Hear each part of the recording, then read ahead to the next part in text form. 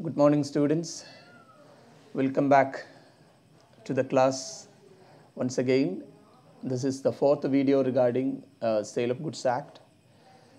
So, in this class, we will start from the topic that we have already discussed in the previous class, that is the conditions and warranties. So, today our topic of discussion mainly focused on the conditions and warranties.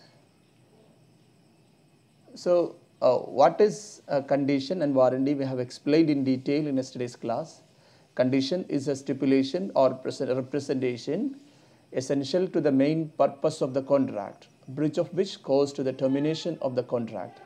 Say, when you buy a goods, there are certain essential qualities or main purpose for which you are buying the goods. So, when you ask for that particular goods with that particular condition, that can be called the conditions. And warranties are collateral to the main purpose of the contract. When you buy the goods, you may get some additional qualities, that is called warranties.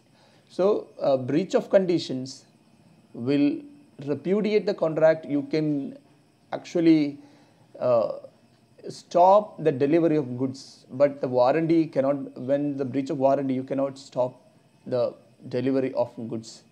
As I have told you the example yesterday, like a person purchasing a car or a hose. We have explained with the examples of hose. Say a person purchases a hose, and that hose can run 50 kilometers. Suppose a person is exclusively asking for a hose which can run 50 kilometers per hour.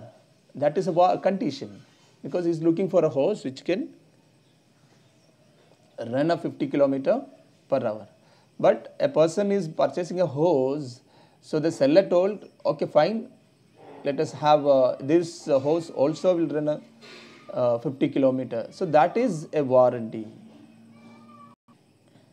Now, what are the difference between conditions and warranties? From the explanation itself, you would have understood what are the basic differences. Number one, the conditions are essential to the main purpose of the contract, but warranties are collaterals. Say, take the case of the examples of hose. The hose can run, the person purchasing a hose which can run 50 kilometers. That is the essential purpose of the contract, because he is looking for a hose which can run 50 kilometers per hour. So that qualities, that condition should satisfy for that particular contract. Then collaterals. A person is purchasing a hose, and the seller says, okay, it can run 50 kilometers. That is collaterals. Then number two, the main purpose of the contract will not be fulfilled, so the contract will be repudiated or terminated. If as the main purpose of the contract, if the condition is not satisfied, the main purpose will not be satisfied. If condition satisfy, the main purpose of the contract also satisfy. So if the condition is not satisfied, the contract can be terminated and the delivery can be objected. But in case of warranty, fulfillment of the main purpose will not be depend on the warranties. So you cannot stop the delivery of goods. Then number three, breach of condition can cause the contract, the cancel of the contract, but breach of warranty cannot cancel the contract. And number four, breach of condition can be treated as a breach of warranty. Say a person, for example, regarding the delivery of goods, a person is treating the condition as warranty and accepting some damages from the supplier or from the counterparty. Is possible. Condition can be converted into a warranty, but warranty cannot be converted into a condition. Say a person purchased a goods by getting some warranty that this hose can run a 50 kilometers, but later that condition warranty cannot be converted into a conditions, because condition, when he purchased the goods, he should have to ask at that time itself. But that is the differences. Warranty condition can be converted into warranty and can accept some damages for not satisfying the conditions, and the contract can be enforced. But in case of warranty, that cannot be converted into a conditions. So these are the basic differences between the conditions and warranties. Basically, the conditions are which are related to the main purpose of the contract, and warranties are related to the collaterals or additional conditions to the contract. Now we will look into very serious aspects of conditions and warranties: expressed and implied conditions and warranties. Expressed and implied conditions and warranty. What is an expressed contract? It is very simple. A contract in which all the terms and conditions of the contract are expressed in detail in writing can be called an expressed contract. A contract in which all the conditions or all the details, all the terms and conditions of the contracts are expressed in detail. So, I will ask a question again. There is another type of contract called implied contract. What is implied contract? It's a contract in which no such conditions are expressed or written in details. Such contract can be called implied contract. Now, there are certain implied conditions or implied warranties also. Express warranties and expressed conditions, no need to say because it is already written in the contract.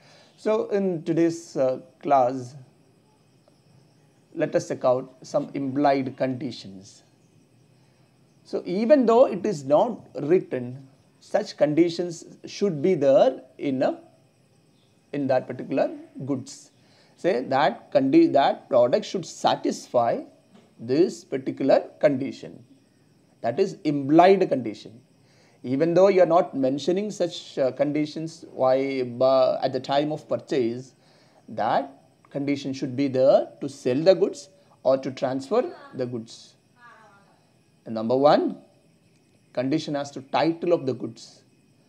What do you mean by title? Title is nothing but ownership.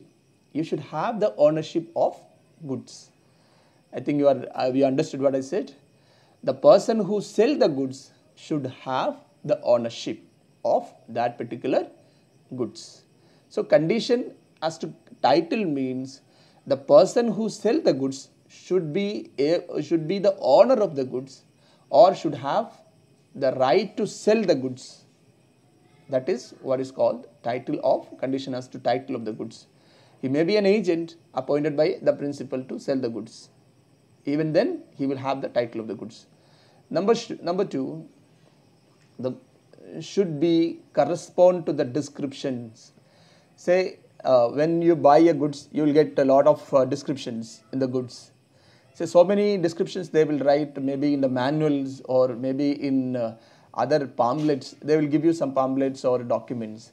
In that pamphlet, they will explain some qualities or conditions. Say descriptions. So when you sell a goods, it should be correspond to all the descriptions written on the top of the goods. Say for example, mobile phone. It is written that 5 GB RAM, 100 GB ROM. Then it should have 5 GB RAM and 100 GB ROM. Or they will write like Intel processor. Okay, fine. That processor should be Intel, not any other processor. So any descriptions which is given in the goods, that should be satisfied. There is no such conditions is required. Again, should write such conditions. Number three is condition as to quality or fitness. What is quality or fitness? Say rotten tomatoes or rotten vegetables. You cannot sell because a person is looking for quality vegetable, or the quality standard that is there in the market should be satisfied, or fitness of goods. Then number four, condition as to merchantability. What do you mean by merchantability? Merchantability means is a possibility of sales, or I can say it is tradability. In Malayalam we can say കച്ചവടം ചെയ്യാൻ പറ്റാവുന്ന രൂപത്തിലായിരിക്കണം. We should be able to sell the goods. Say damaged goods, it should not be damaged goods. It should be to the particular and also I can say another, say like there are certain goods that cannot be bought and sold in the market. Say chemicals, we need a permission from the government for buying and selling of such goods. And we can say now the beverage items, not all the beverage items, alcohol beverage items. So alcohol beverage items, we need certain permission. It is not directly merchantable. And there are certain goods like drugs. You should have heard of Schedule H drugs. What is Schedule H drug? That cannot be bought and sold over the counter. You should have a prescription from the doctor. Without that, you cannot buy or sell such goods. Okay, that is called the Schedule H goods, drugs. If you check any tablet, the strip of the tablet, you see that Schedule H. If it is Schedule H, you cannot buy or sell without the prescriptions of the doctors. Okay, that is called a merchantability. Then condition as to awesomeness. What is awesomeness? Awesomeness means promote physical health of the people. Promote physical health of the people. So it means any goods which is harmful to the society, any goods which is harmful to the society should not be bought and sold. And if you sell the goods, that should not be harmful to any other or the buyer. Say you selling a goods which has a huge content of pesticides. You selling a vegetable which has a huge content of pesticides. That is against the awesomeness. So awesomeness means which is against the which should promote the physical health of the people. Especially these conditions are applicable to the food items. Okay. Then condition as to sample. Say you distribute a sample, as I said in the last class, like a bag of rice is distributed, or a bag of rice, on sample of bag of rice is given to the sellers. Say one supplier is giving goods to, and the next day when he delivers the goods to the seller, definitely that particular goods should satisfy all the conditions of the samples. So whatever the sample is given, the same standard should be kept by the main goods. Okay, so these are certain implied conditions. Now I think all of you understood all those 6 points. Let us move to the next things is implied warranties. Warranty is nothing but additional or collateral to the main purpose of the contract. Warranties for quiet possessions of goods. Okay, quiet possession means a person should be able to possess the goods. Okay, a person should have the ability. Say I am buying the goods, if I cannot possess the goods, that say I'm not getting that ownership, or maybe we are getting the ownership, but the transfer, the possession, I have a right to possess the goods. So that should be ensured. Then warranty against encumbrance, it pronounced like encumbrance, any charges in favor of a third party. The goods should not have any charges in name of third party. I'll explain it in a very clear. Say for example, you sell a land or a car. Take the case of example of land. Here one more thing we need to understand, the sale of land will not come under here because it is an immovable property. I'll tell you an example. You sell a car which is already നമ്മൾ പണയം വെച്ച ഒരു car വേറൊരാളുടെ പേരിൽ അല്ലെങ്കിൽ വേറൊരാൾക്ക് നമ്മൾ പൈസ കടം വാങ്ങിയതുകൊണ്ട് പണയം വെച്ച ഒരു കാർ എനിക്ക് എന്ത് ചെയ്യാൻ പറ്റില്ല, ഇത് മൂന്നാമതൊരാൾക്ക് വിൽക്കാൻ പറ്റില്ല.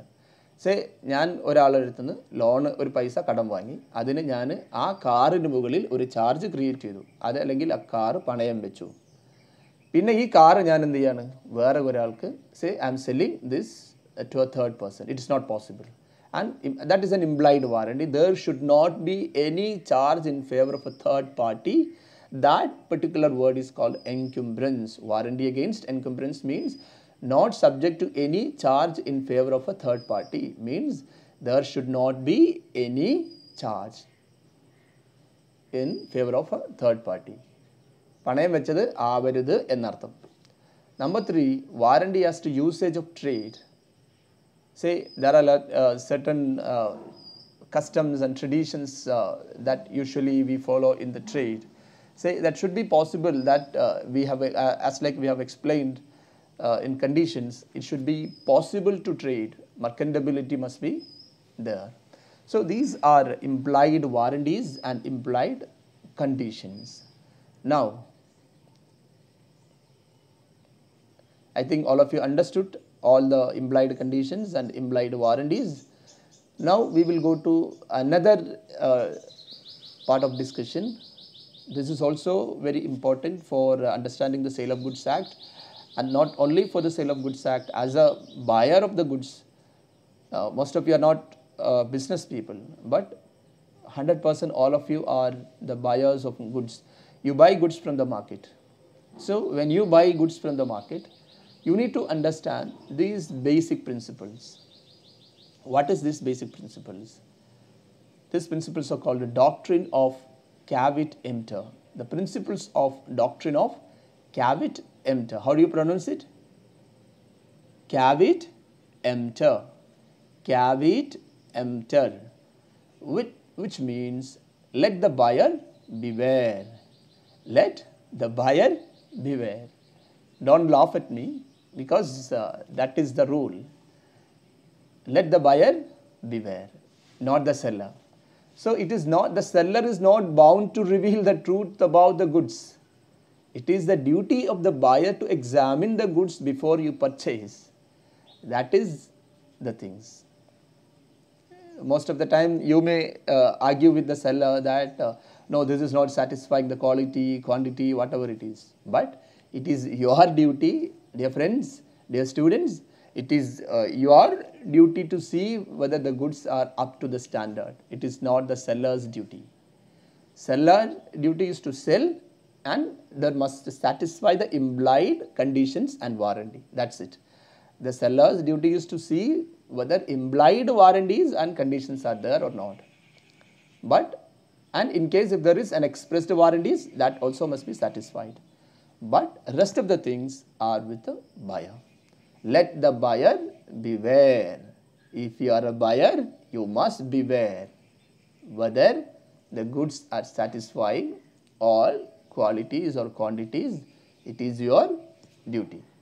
That is called doctrine of caveat emptor. Okay. Now there are certain exceptions to these rules. For all the aspects, you don't need to follow this doctrine of caveat emptor.